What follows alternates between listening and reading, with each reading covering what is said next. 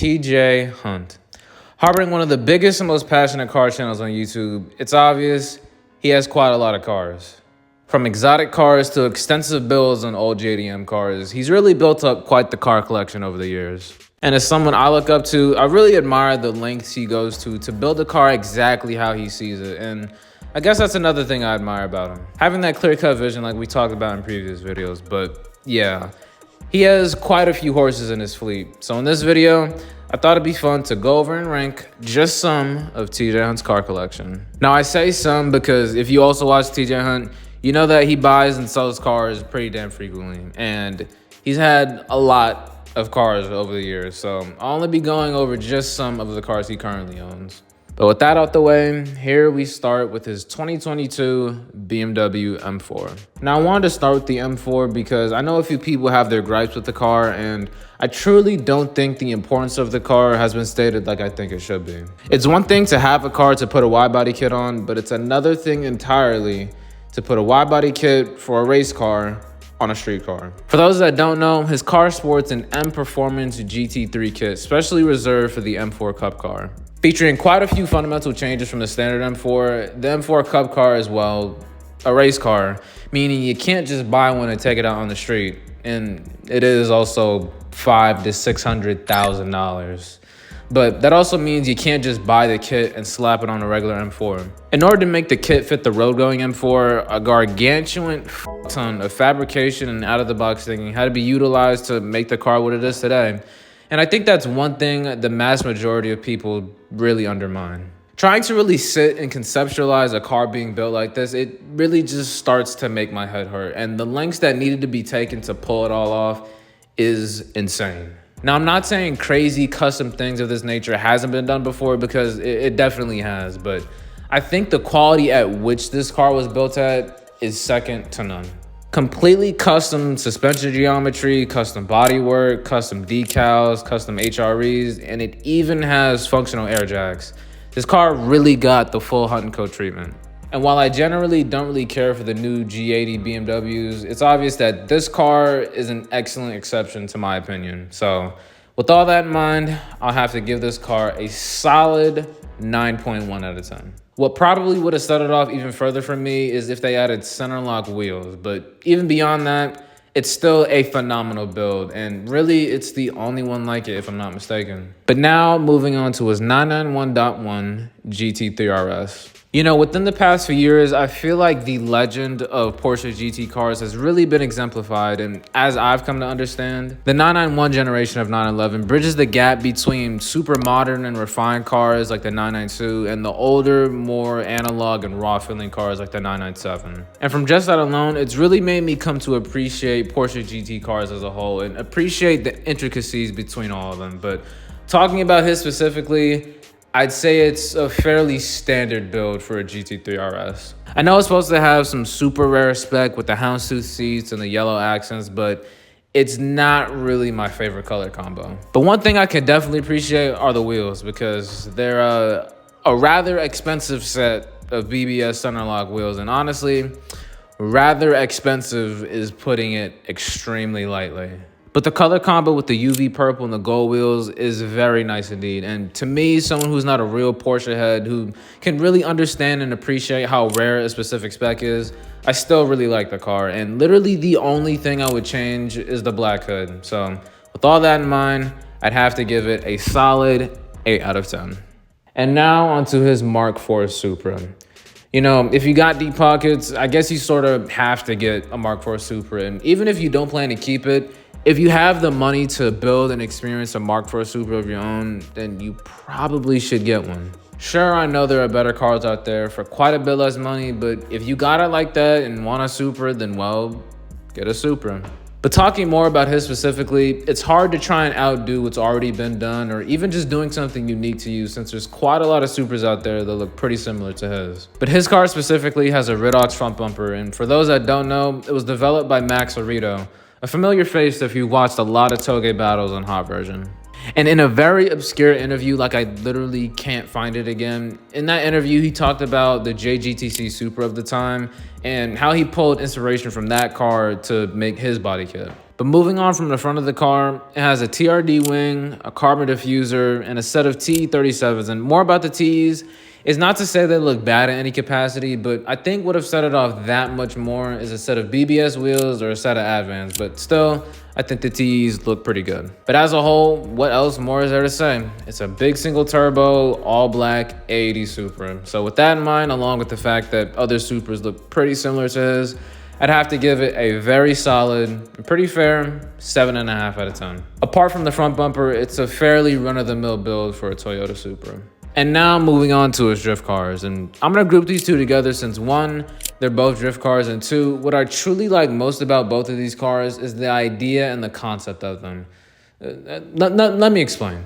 Growing up playing racing games, it was obviously very easy to let your imagination run wild, and as I grew up, I saw the explosion in popularity of Formula Drift events. So obviously, with the freedom racing games give you, I would always try and come up with a build that would basically be my version of a professional drift car, and it would really just be how I'd actually build my own real-life drift car. From this Mark V Supra to this wide-body S14, the idea of having your drift car decked out with all your sponsors really is a dream to me, and that's exactly what TJ's cars represent. Being in that position where you have the ability to build a drift car with parts that you develop, but also being able to be the proud sponsor of brands you support. But more about the car specifically, the Supra sports his own company's wide-body kit, while the 350Z has quite a bit longer of a parts list. Now, I'm not going to get into the nitty-gritty of what's been done to both cars, because if I did, we'd be here all day. But as a whole, I like the concept of the cars more than the actual cars themselves. It's not to say I'm not a fan of the liveries, but let's just say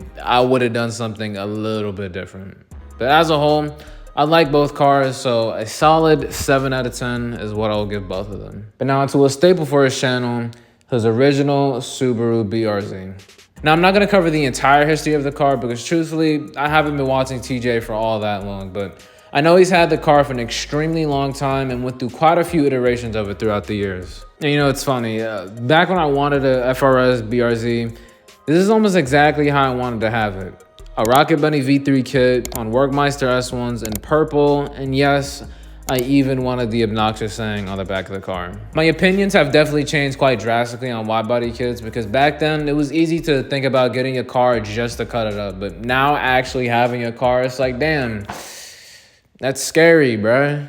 And besides, I like body kits that don't include wide fenders anyway, but this car definitely comes from a different age where in wanting to be unique, you had to go with the widest and most bombastic body kits possible. And looking at it in the current day and age, it looks good, but it definitely looks dated. If you showed this car to Gibson 10 years ago, he would have went bananas for it, but now, not so much. And I've definitely outgrown the whole Liberty Walk Rocket Bunny aesthetic, but I'll give his car a pretty fair 7 out of 10. And now onto his twin FD RX-7s. First with his Velside FD. It's objectively a very, very nice car. I like the body kit, though it isn't what I would choose for a wide body kit for an FD, but it's still a very, very nice car. The color scheme is really cool, obviously paying homage to Han's RX-7 from Tokyo Drift, and the wheels. They're a set of Blitz 03s with some type of custom sizing, I don't really know, but this just looks really, really nice. But as a whole, it really is a nice car with an extremely iconic body kit. So for the Velside FD, I'll rate it a very, very solid 9 out of 10. But now, onto his white FD. Now, I could sit here and pick apart every little thing that I don't like about his car or things that would change, and that's exactly what I was planning to do in my notes, but I'll just summarize what I think is going on. For owners of old JDM cars, one thing people like to do is to modernize the car to bring it into the modern age. Whether it be changing halogen lights to LEDs or changing out bodywork for a more contemporary design, people really love to modernize old JDM cars, and there's nothing wrong with that, but there's really 3 paths you can go down. A, modernize everything. B, keep everything super period correct. Or C, do both, and I think that's exactly what's going on here. And to show you rather than tell you, on the left is TJ Hunt's RX-7, and on the right is a similarly modified RX-7. And to me, the FD on the right does a far better job of being cohesive, and I'm sure you and I both can agree that it just looks cleaner. But even with all that being said, TJ Hunt objectively has some extremely well-built and tastefully modified FDs. But for this white one specifically, I'll rate it a solid 9.5 out of 10. If this car is a 10 out of 10 because there's nothing I would change about it, then TJ's car respectfully earns a 9.5 out of 10. And last but certainly not least by any metric, this is Nissan Skyline R34 GTR. A dream car to just about any kid who grew up watching Fast and the Furious and playing Need for Speed Underground to max out every possible upgrade you could. And since that's pretty much the perspective that TJ took when building the car, he made sure to spare absolutely no expense making the car exactly how he envisioned it. And if a stock R34 isn't cool enough, it's in the famed and oh so sought after Midnight Purple 2 on a set of Nismo LMGT4s. And I always liked the LMGT4s as they serve as a pretty cool alternative to TE37s, but on a car like this, truthfully, either or would work just fine. But talking more about the details on the car, it has all-in suspension, custom Brembo brakes, and quite a number of parts both in stock and discontinued from the Nismo catalog, and the most notable of them being the gold GTR badges. And that's definitely one of the many things I can appreciate about this car, because for a car of this caliber, attention to detail is everything regardless of the cost in the end, because in the end, when you sit back and look at the car you've swooned over for decades on end, it's only right to throw all the parts it deserves at it. And to really think about the point you have to be in life to, one, even get the car, and two, to deck it out and make it your own, it's obviously something that I can definitely envy. And really, it's something that everybody can envy. Getting exactly what you want and worrying about the price tag later. But as a whole, this car is a very nice, and honestly that's even an understatement. It's the physical representation of what dreams are made out of. For every time you fantasized about having a bottomless bank account, I'm sure you've also thought about each and every car you'd have in a dream garage. And if I had to guess, an R34 GTR is probably taking up a spot in that fantasy garage of yours. And that's exactly what this car is. It's your fantasy on four wheels. And because of that, I'll give it another 9.5 out of 10. It's not exactly how I would build a GTR, but honestly, it's pretty damn close. And well, this has been just a little taste of what I think about TJ Hunt's car collection. Now, I know not everyone is as fond of his videos as I am, and I know that to some, he can come across as the cringy and mildly clickbaity car YouTuber, and I understand that, but you can't ever deny the high-level ideas someone like him can come up with. And far down the line, I'm sure him and I will both be in the same conversation for go-to car YouTubers. And, the same way he can come up with some pretty damn good ideas, I think I could do the same. So thank you, TJ Hunt, for being one of my biggest inspirations. But that just about wraps up this video. I thank you all for pulling up and tuning in, and I'll see you in the next video. Peace out.